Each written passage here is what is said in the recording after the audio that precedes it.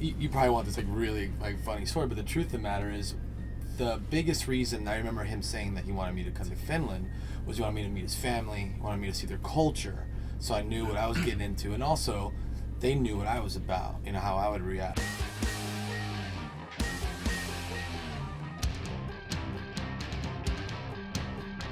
You know, there was the obvious things like getting off, you know, the plane, and they took me out to dinner, and you know, we keep hearing about my first meal was like reindeer. I didn't even know that was an option. You know what I mean? Like I didn't know that was a culinary option, but it was very good. But the coolest part was these guys are very family oriented, you know, and not only this family but with their own families, and they work to live, not live to work, right? Which is very different from this culture, you know.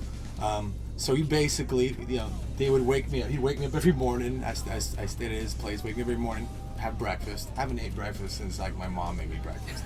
You know what I mean? I made me breakfast. Yeah. Basically, you know, yeah. Have breakfast. You gotta be you gotta be full so we can get to work. And then this is like our den mother. Like Baba was like, seriously, you're working too hard. He's like, that's it. Time to take lunch. And then you take lunch. You know, and he just takes care. They all take care of each other. And they start taking care of me that way.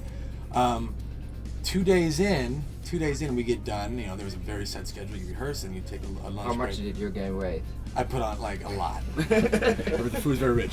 Anyways, they, you know, it's break time, and we don't go to a cafe. We go and jump on Aka's boat, and he drives us to some remote island, and we make a fire, and we had lunch. And these guys, this isn't like Impress Frankie Day. This is normal life for them, for Aka. You know what I mean?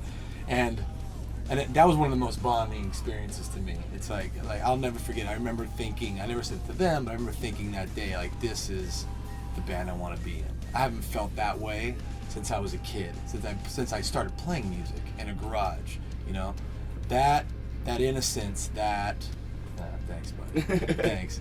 That innocence, that camaraderie, that brotherhood. Stop now. Hey, no. Hey, see, they're too finished. I'm too emotional. And I'm emotional, they're not. That's what really, that sealed the deal for me. I was like, I want to be in this band.